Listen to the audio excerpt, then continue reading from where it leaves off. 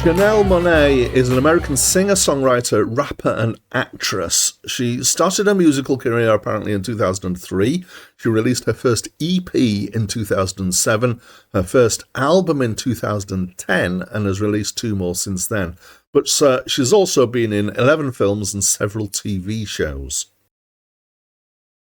Hi, my name's Dan. So this was Janelle Monáe's second album.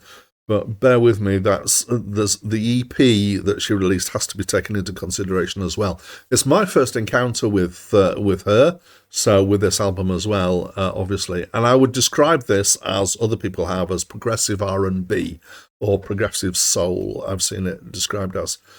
So this is parts 4 and 5 of a 7-part concept that ties together her first EP, her second album, which was, so the first EP was part 1, second album was parts 2 and 3. This is parts 4 and 5, and then the album after this is parts 6 and 7. And it's called Metropolis in the large, and it's about androids. And it features a character called Cindy, who possibly becomes the arch-android at some point in the previous album. So it's a story-based album. It's definitely a concept album, and there's several interludes in it that feature a fake call-in radio show being hosted by an android, and all sorts of other stuff going on. Musically, I loved it. I really liked it. So R&B and soul stuff is often not my cup of tea, but this was done really well. There's quite a lot of stylistic stuff going on here, shifts and changes. There's occasional rap, but I wouldn't say any of it's really, I wouldn't think of it as hip-hop. It's definitely more R&B, possibly in soul at times, though where you draw the line between those two, I'm not entirely sure.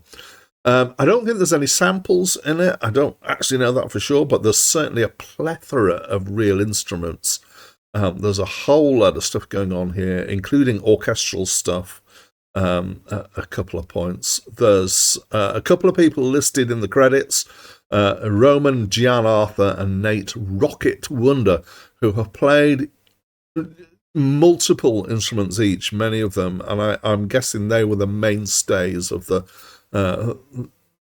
musical creation here. But there's a lot of other people involved.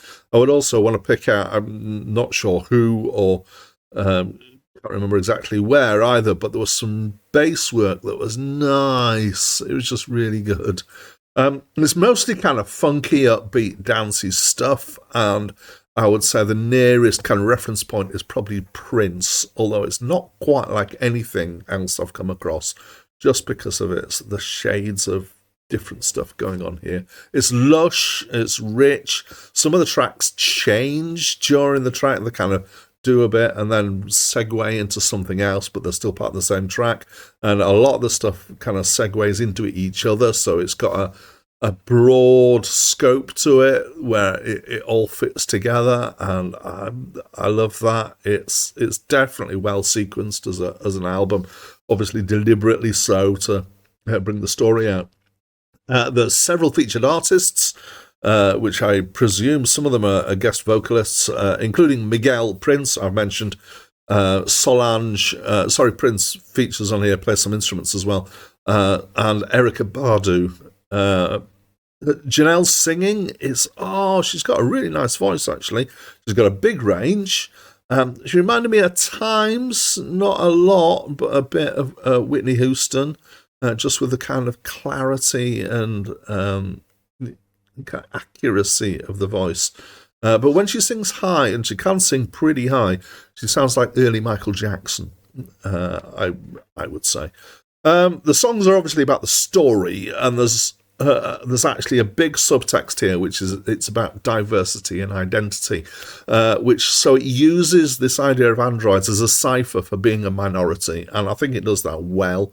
One of the tracks especially that brings out stuff about minorities, I think particular focus on LGBTQ+, is Queen, Queen, which is, I think, one of the most successful singles that came out of it.